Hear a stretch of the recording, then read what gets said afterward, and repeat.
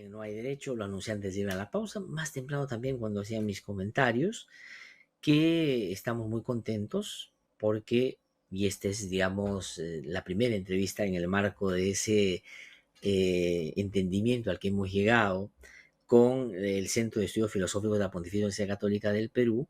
Vamos a hacer conversaciones una vez por mes, vamos a iniciar así este momento con profesores, especialistas, porque creo yo desde ahí se pueden incorporar a nuestra mirada cotidiana algunos elementos que pueden ser significativos para que ojalá en esa mirada más comprensiva podamos encontrar o habilitar algunas salidas también al problema o a los problemas múltiples que tenemos por estos días, porque de lo que se trata es buscar salidas a nuestros problemas. Y vamos a inaugurar este bloque con el profesor Miguel Yusti, que usted conoce bastante bien. Él ha estado en el programa aquí en varios otros momentos.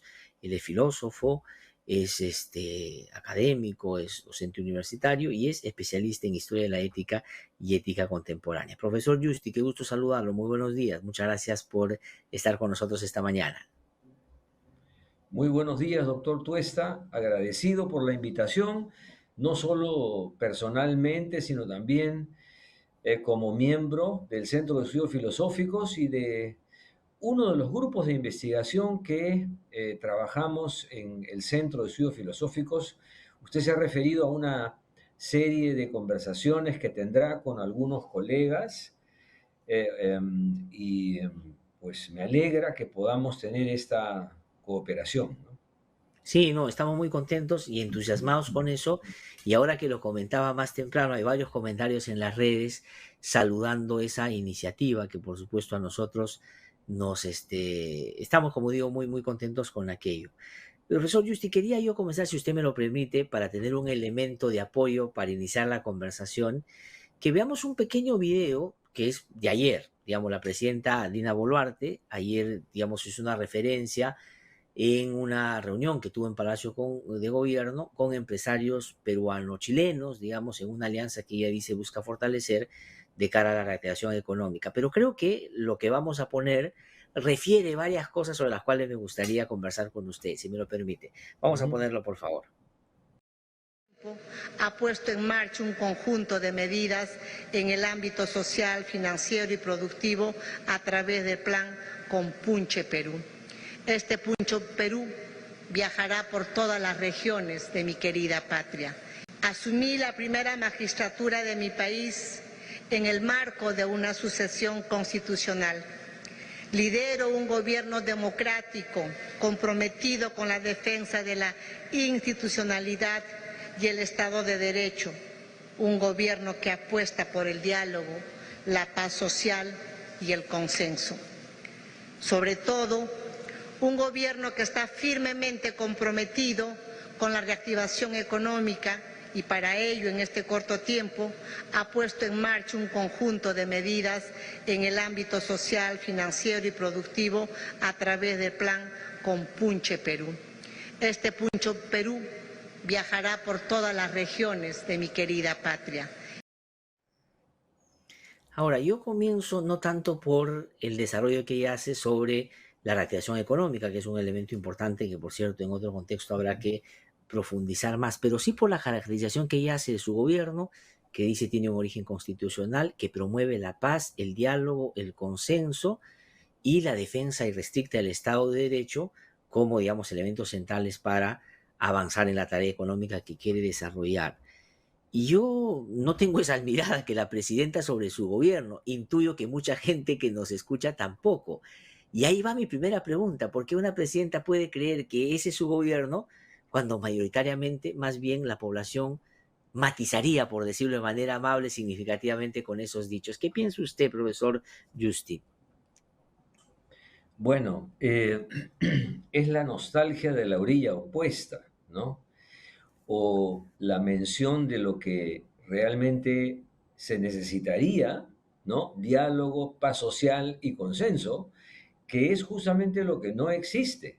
Si uno escucha el editorial que usted tiene todos los días, incluyendo el de hoy, ¿no? Lo que uno experimenta o lo que uno percibe y que se vive además en el país es exactamente lo contrario a el diálogo, la paz social o el consenso, ¿no?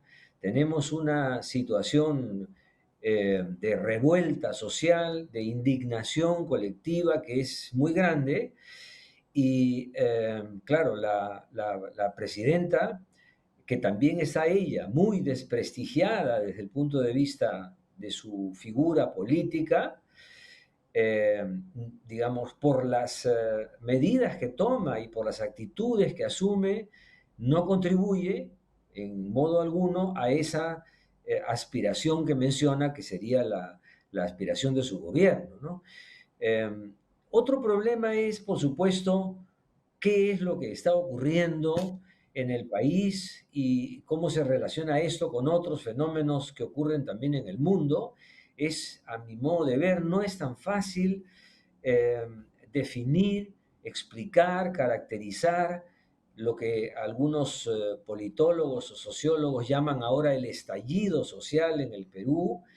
Eh, y, pero ciertamente la expresión o el video que hemos visto de la presidenta lo que nos revela es un intento, por supuesto, estratégico, pero un poco desesperado, de justificar ante la opinión pública internacional, de buscar aliados, justificar la situación tan precaria, la legitimidad política tan escasa que tiene el presidente o la presidenta y esta alianza entre la presidenta y los sectores más conservadores del Congreso, ¿no?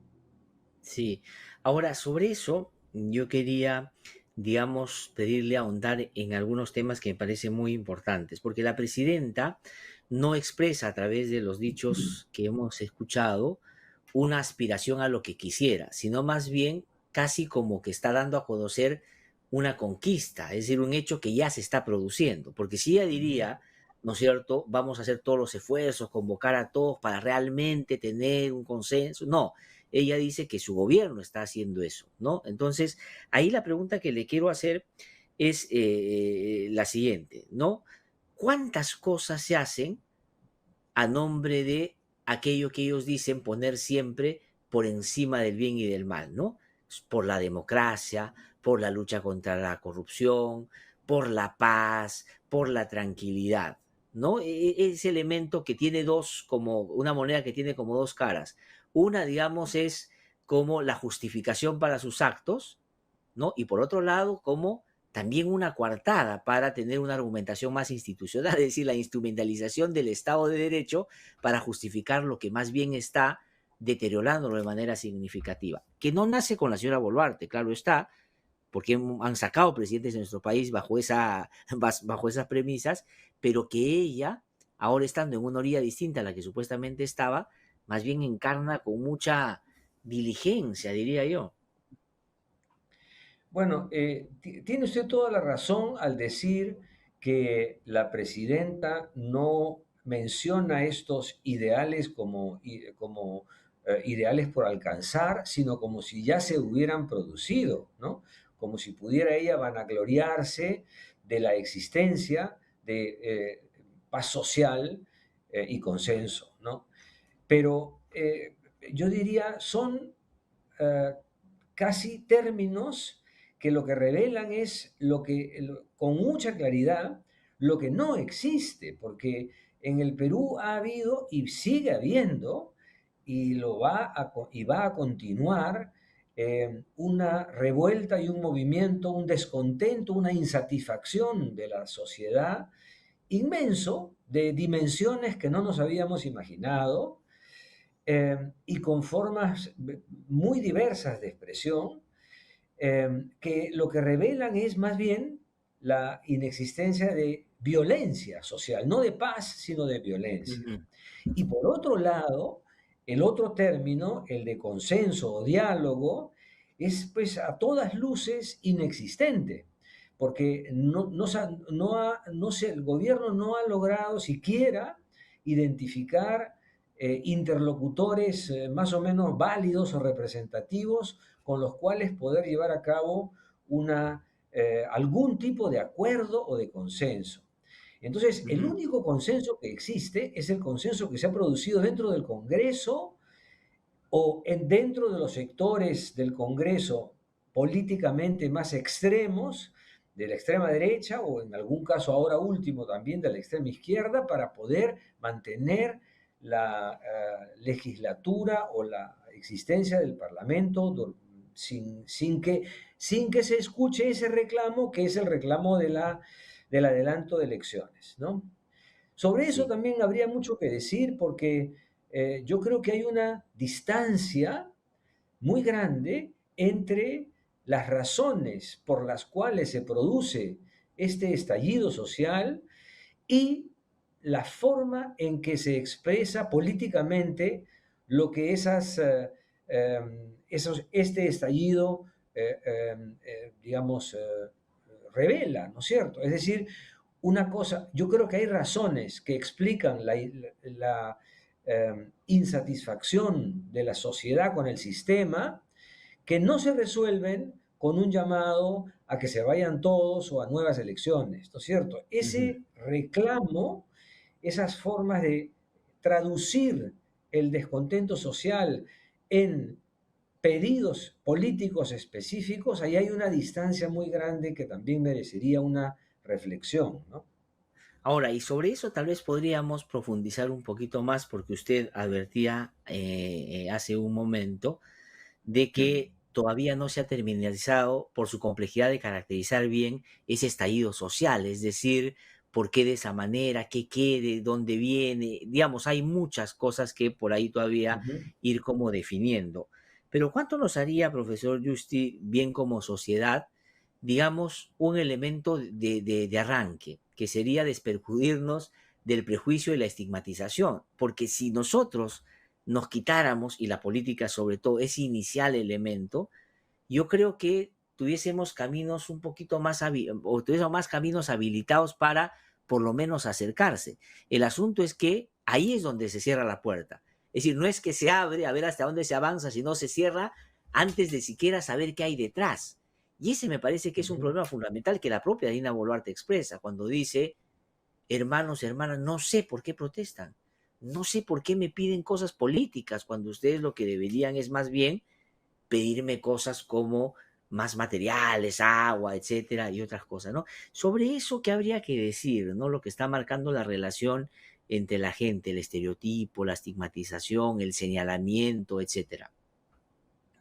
Bueno, usted vuelve a mencionar unas expresiones de la presidenta, el que no entiende por qué la gente protesta, que podrían ser comparables con las primeras expresiones que leímos. Es como si no se percatase o no se diese cuenta de lo que está ocurriendo realmente en el país. Ahora, es difícil de, de explicar en toda su complejidad, ¿no? Yo tengo la impresión de que una de las causas fundamentales, o digamos dos causas fundamentales de esta situación, es, en primer lugar, la falta de conexión entre las necesidades sociales y las fórmulas políticas para procesarlas, ¿no es cierto? Hay un divorcio tremendo entre lo que significa la representatividad o la representación política en el Parlamento, la inexistencia de partidos, la criminalización de la actividad política, las mafias que se han enquistado en el poder, qué sé yo, ¿no es cierto? Pero ya no, la voluntad popular, digamos, no ha ido perdiendo paulatinamente formas orgánicas de expresar lo que, eh, lo que se está requiriendo, ¿no? Desde el punto lo que la población percibe como una necesidad.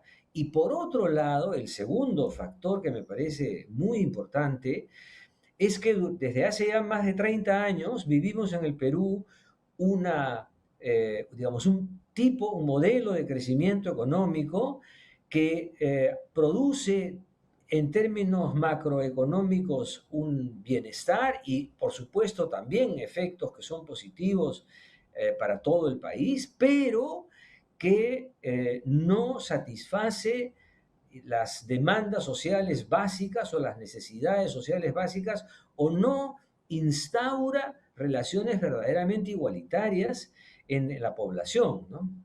Entonces, digamos, no existe en el Perú, eso es algo también evidente, igualdad de oportunidades Así es. o una situación verdaderamente equitativa, me refiero equitativa en la distribución de los recursos educativos, de vivienda, de empleo, que deberían existir en cualquier sociedad liberal, ¿no? O en cualquier Ujú. sociedad en la que se implanta un modelo político, económico como el que existe en nuestra Constitución. Entonces, lo que yo percibo es que hay un conjunto, hay una, digamos, una protesta latente en contra de este sistema que parece tan exitoso, pero que sin embargo no nos procura beneficios o no procura beneficios, no corrige las desigualdades estructurales que hay en el Perú, ¿no? Sí. Yo recuerdo, todos sabemos, la Unión Europea, para poner un ejemplo, cuando comenzó a funcionar, existía en Europa una desigualdad estructural grande entre los países nórdicos y los países del sur, como España, Portugal, Grecia, y una de las primeras medidas que tomó la Unión Europea fue lo que se llamó los gastos de compensación. Es Así es. decir, cómo distribuir recursos de manera, por supuesto, no igualitaria, sino más recursos para las regiones con menores posibilidades, de tal manera que esas regiones pudiesen, eh, eh, digamos, eh, implementar medidas de crecimiento que las pusieran al mismo nivel o en condiciones de mayor igualdad e equidad con los países del norte. Eso, por Mm. supuesto, favorecía a todos, no solamente a los países del sur, sino también favorecía la relación del comercio entre todos los países de la Unión Europea. Algo así tendría que haber en el Perú, ¿no es cierto? Sí, Que pues. desde el Estado hubiese una inversión mucho más potente en las regiones que tienen más problemas de desigualdad estructural en beneficio de todos, ¿no? Entonces, claro, ese Sí. es otro de los aspectos, me parece a mí, que influye en las razones de este estallido social, ¿no? Sí, y ahí hay, digamos, varios elementos, pero dos que quisiera citar para sobre ellos seguir conversando, ¿no? Uno sobre las fórmulas políticas, digamos, no habidas, ¿no? Es decir, no existe quien intermedie entre esa reclamación colectiva y el poder de una manera más o menos razonable, que tenga pies en la democracia, pero a la vez con esta lógica redistributiva de un Estado más atento a los problemas de la gente. Pero ahí quisiera hacer notar lo que ha significado o significa, y le pregunto, el presidente Castillo y su llegada al poder. Claro está a estas alturas, en una valoración objetiva, que el señor traicionó a sus electores, que se metió en temas de corrupción y, digamos, terminó usando el Estado básicamente para fines de defensa judicial en términos de las actos de corrupción que ya se habían como ido identificando en su gobierno. Pero ¿qué cosa es lo que eso ha significado no de cara solo a la representación, sino al miedo de lo que siempre ha estado en el poder de que alguien que no sea como ellos llegue? No estoy pontificando ni eximiendo responsabilidad a Castillo, que creo que la tiene absolutamente en varias cosas, pero sí son hechos significativos y que se han producido hace poquito, porque esa es la fórmula que encontró la mayoría para cambiar lo que usted dice. No funcionó por las razones que ya sabemos. Pero ¿qué significa en términos de la construcción o no construcción de eso que usted sugiere y con buen criterio deberíamos empujar como país o buscar como país? Bueno, yo creo que ha sido una elección, la de Pedro Castillo, por un lado comprensible y por otro lado muy lamentable porque eh, nos ha, digamos, ha eh, puesto en cuestión la legitimidad de un tipo de gobierno de izquierda tan esperado por mucha gente. Yo decía, fue comprensible porque una forma de caracterizar el proceso vinculado al estallido social es la de afirmar que en el Perú vivimos una lucha larga por el reconocimiento del otro, el reconocimiento igualitario de las identidades culturales o el reconocimiento de un tipo de vínculo entre los peruanos que sea más equitativo, ¿no? Entonces, es una lucha por el reconocimiento, este es un término en la ética contemporánea muy técnico, ¿ya? Una lucha por el reconocimiento porque partimos de la base de que hay relaciones de discriminación, de racismo, de desigualdad que se vienen arrastrando décadas o más de décadas, ¿no es cierto? En el Perú, yo diría además de modo muy especial, porque en América Latina yo no creo que haya otro país en el cual las diferencias o las expresiones del racismo sean tan fuertes o la desintegración entre las esferas de la sociedad sea tan fuerte como en el Perú, ¿no? Eh, no hemos tenido un proceso de integración, un proceso nacional unificador como lo ha habido, por las buenas o por las malas, en otros países vecinos, ¿no? Entonces, claro, el reconocimiento de alguna manera se expresó esta insatisfacción social en busca de una representación simbólica de un campesino pobre con el cual además la población se podía identificar, además que canalizó digamos, los movimientos de izquierda política. Entonces, se depositó esperanza en, en un político que en realidad no era un político profesional, que tampoco tenía un movimiento verdaderamente orgánico que lo representase, que no tenía además un plan de gobierno. Entonces fue un respaldo casi simbólico, pero fue desastroso porque el gobierno de Pedro Castillo ha sido verdaderamente una traición a todos los ideales, no solamente del cambio social, sino además de la honestidad, de la eficiencia, en fin, ¿no? Eh, Sí, pues. entonces, yo diría, nos pone en una situación aún más desesperanzadora porque es como si le hubiera cerrado la puerta a una posibilidad ideológico-política que prometía algún cambio y sin embargo pareciera ser que tiene el mismo perfil o los mismos defectos que muchas otras, si no todas las representaciones políticas en el Parlamento, ¿no es cierto? Mm. Ligado a la corrupción, a las mafias, a los patrimonios privados, en fin. Sí, sí, no, es en ese sentido, y usted bien lo dice, lamentable, ¿no? Porque termina, como usted bien ha referido también, cerrando la puerta, ¿no es cierto?, a lo que podía haber sido una representación que a su vez de representativa era capaz de buscar resolver los problemas que en campaña, digamos, levantaba como sus banderas principales. Dos cosas que se derivan un poco de eso, pero la señora Dina Boluarte era vicepresidenta de ese presidente, 16 meses de los 17 que gobernó. Y la oposición en ese momento de Castillo pensaba lo mismo de Castillo que lo que pensaba lo mismo de Castillo que de Dina Boluarte. Ahora ese sector la pone en una condición a la señora Dina Boluarte de casi, digamos, el ejemplo de la gobernanza, el ejemplo de la representación, resaltan sus virtudes de mujer, sus virtudes de quechua hablante, sus virtudes de desprendida, etcétera. Y yo la pregunta que le hago allá desde, digamos, su trabajo en materia de ética, en política, qué sé yo, ¿qué puede significar eso? ¿Cómo puede una persona cambiar tanto, no solo en términos personales, sino para los que hasta hace poco la decían, pues, todo y todo era peor? Eso por un lado. Y por otro lado, también vinculado a la ética, es que se ha desaparecido en lo absoluto en la práctica política y en la función pública al más alto nivel el mínimo desprendimiento por que se deriven de la rendición de cuentas o de la responsabilidad política. Nadie renuncia, a nadie saca, o sea, es decir, ¿cómo puede ser posible? 70 muertos en el Perú, 48 que se presume pueden venir de balas de militares o policías.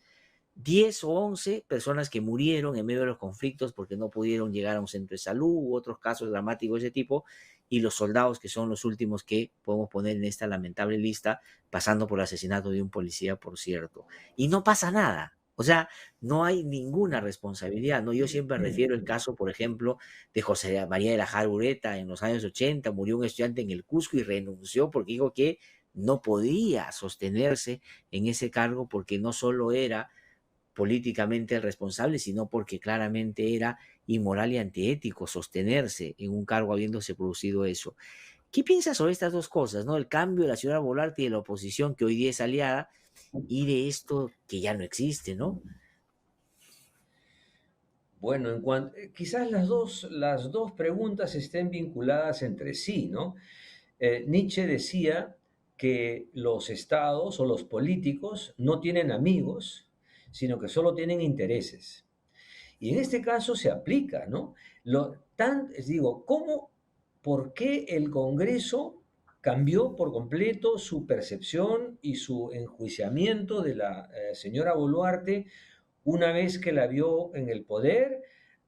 Evidentemente en el pasado la habría destituido, ese era también el propósito desde el comienzo, porque percibió que la señora Boluarte, atemorizada por la situación, estaba dispuesta a servir como presidenta de un Congreso que la respalda, que a cambio del respaldo, pues le asegurara que no haría ella ninguna modificación o no continuaría con la política de izquierda, ¿no es cierto? Entonces, los intereses recíprocos, yo diría cortoplacistas de las dos partes, ha llevado a que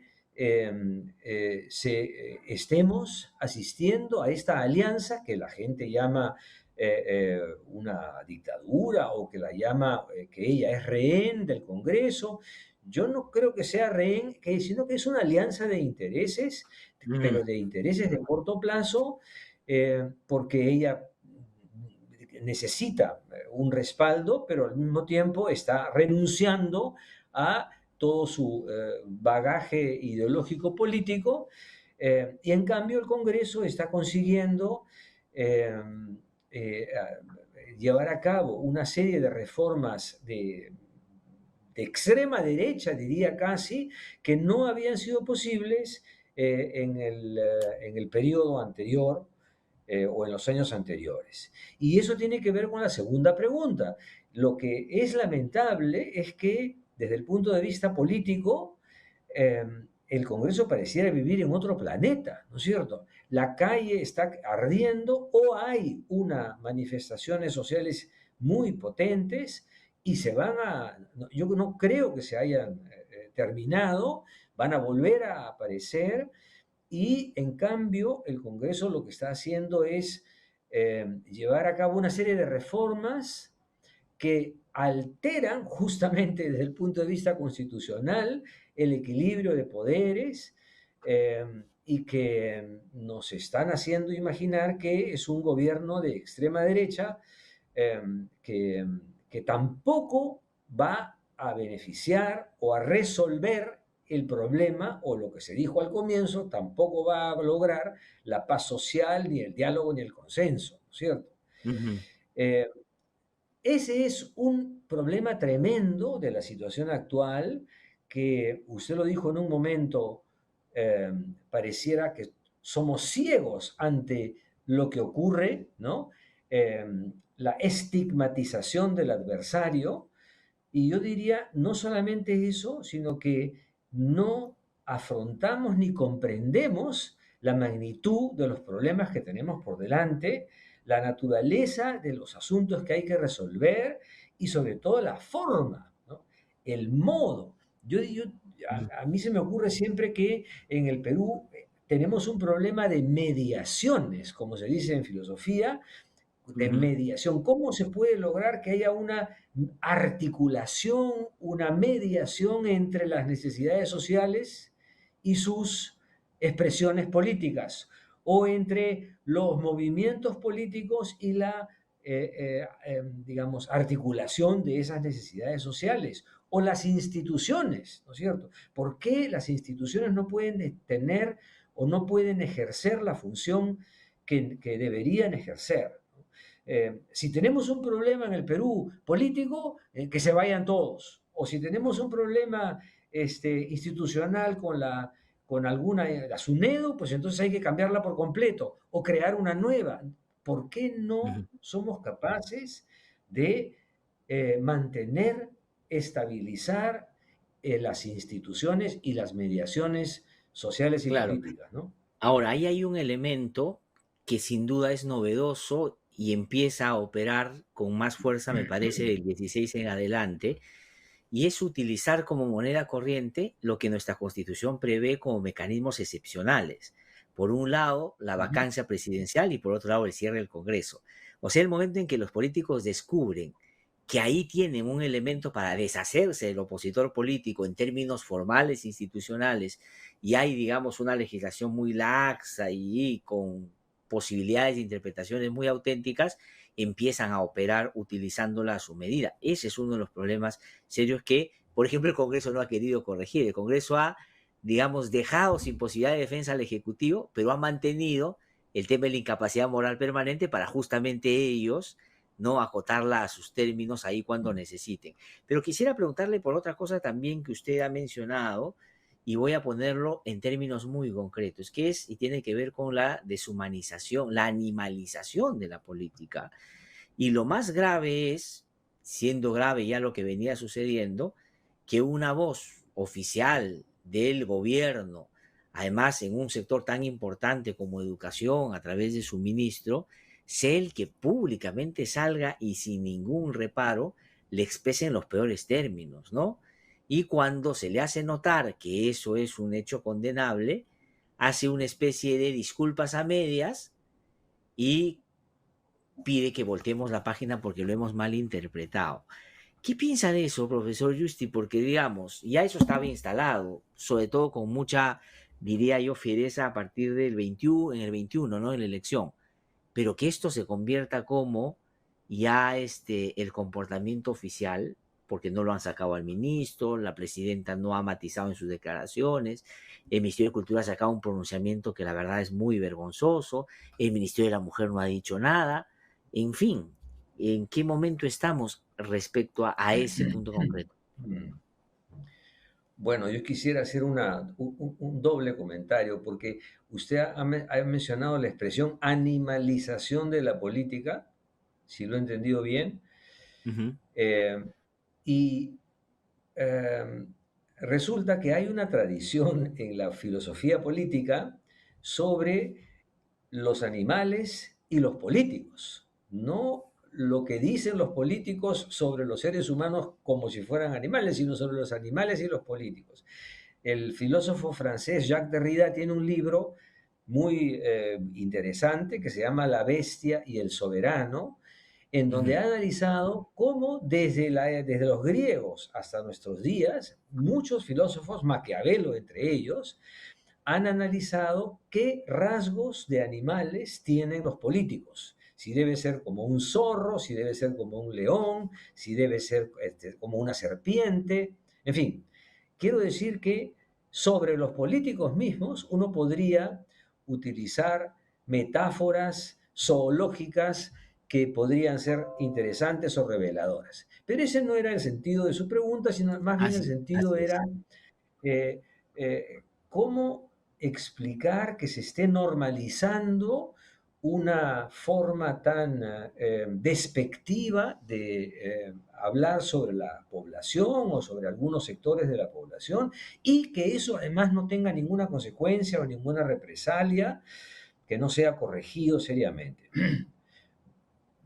Yo vuelvo al punto inicial, me da la impresión de que en este caso específico es como si se condensara simbólicamente la barbaridad que está haciendo este gobierno, o sí, es este gobierno, porque es un miembro del Ejecutivo. ¿Cómo es posible que el ministro de Educación, es que es una cosa atroz, el ministro de Educación, que tiene a su cargo una cartera vinculada con la formación humanística, con la cultura ciudadana, con la ética cívica, ¿no? Se exprese de esa manera, eh, y no solamente en este caso, ¿no? Sino que además es un ministro que ha tenido otro tipo de declaraciones públicas muy desafortunadas, ¿no?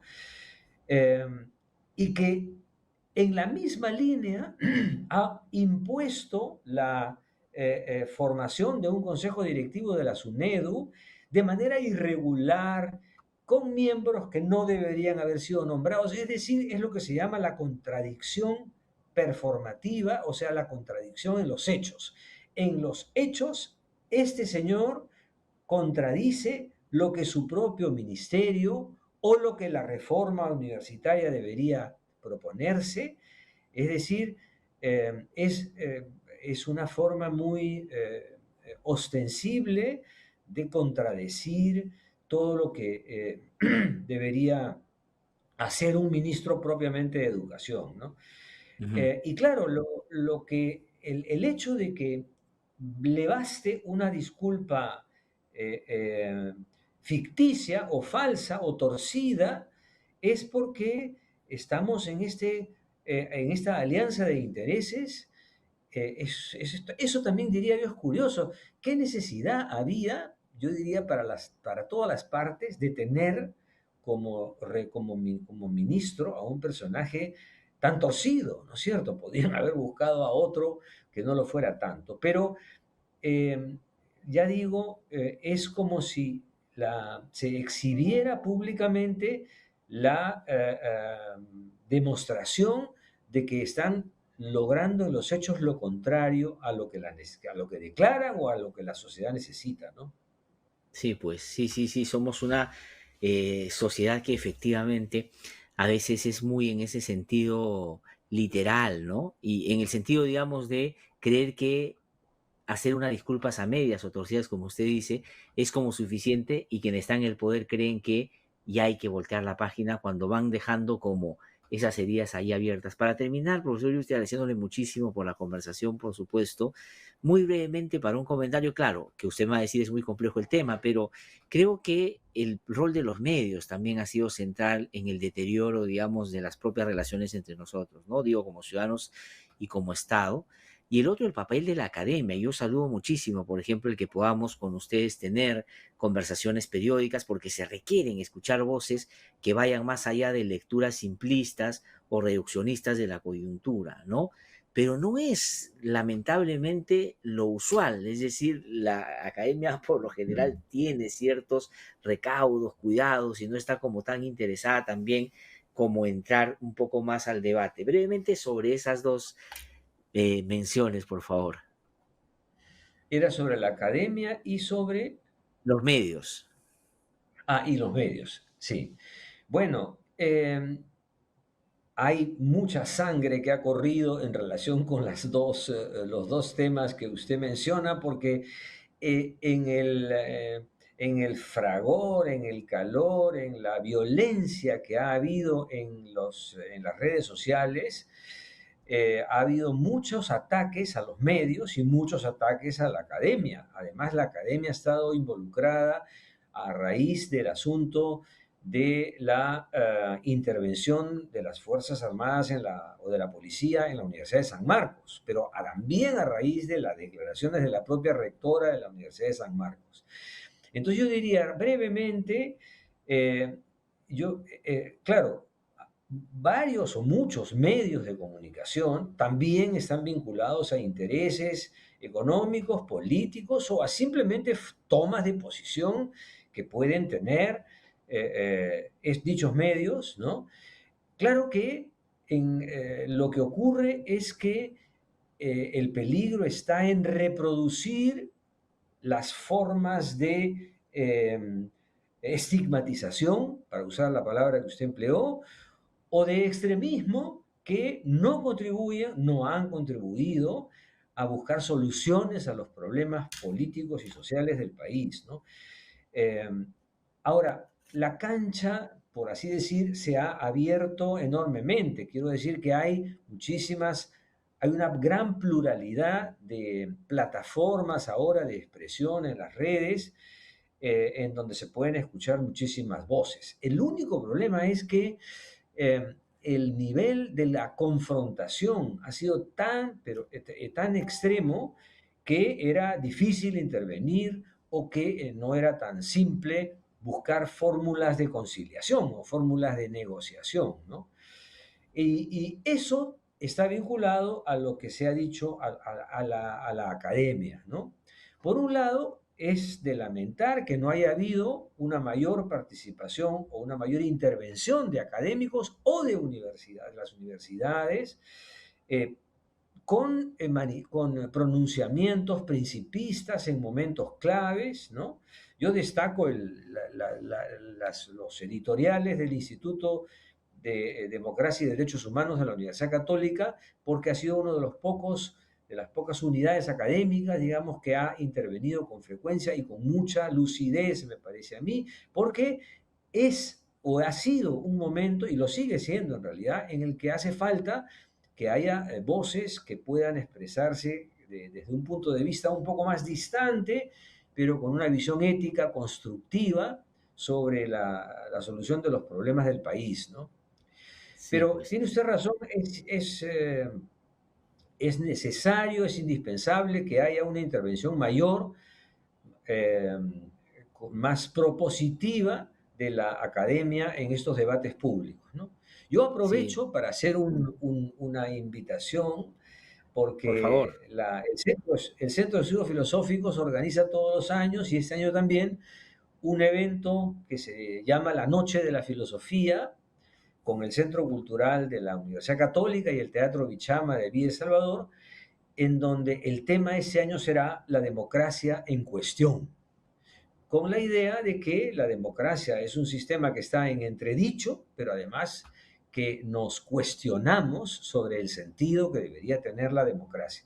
Y eso es un evento en el que participan más de 100 filósofos y artistas para discutir durante toda una noche con el público en un formato ligero sobre los problemas de actualidad.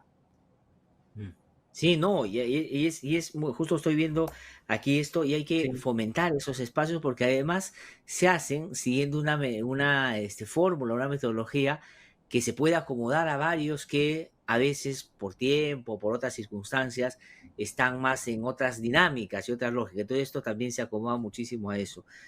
Doctor Justi, quiero agradecerle muchísimo por haber conversado con nosotros esta mañana. Ha sido un gusto tenerlo, por supuesto. Vamos a seguramente a repetir la conversación de aquí a algunas semanas y por lo pronto estamos muy contentos y quiero poner en relieve esta posibilidad que nos dan ustedes de poder, digamos, tener otras voces también mirando esta realidad y ojalá, como usted bien ha dicho, ayudándonos también a buscar salidas y propuestas para aquello. Muchísimas gracias, muy amable, muy yo amable. le agradezco más bien a usted y a su programa y será muy bueno que cada mes se escuche una voz diferente porque hay un equipo de filósofos en el Centro de Estudios Filosóficos diferentes, todos unos de otros, que pueden opinar yo creo que con acierto y con buena voluntad, ¿no?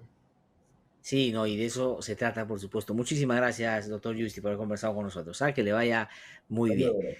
Hemos conversado entonces con el doctor Miguel Justi, él es filósofo, digamos, tiene una larga trayectoria académica y investigador y trabaja mucho, lo ha hecho durante tiempos largos, sobre la ética y la ética contemporánea, sobre lo cual también aplicándola, digamos, a un escenario tan, pese a precario, pero con mucha evidencia, creo que es útil para poder tener miradas un poquito más amplias. No voy a una pausa, en un instante estamos aquí en No Hay Derecho a la Semana.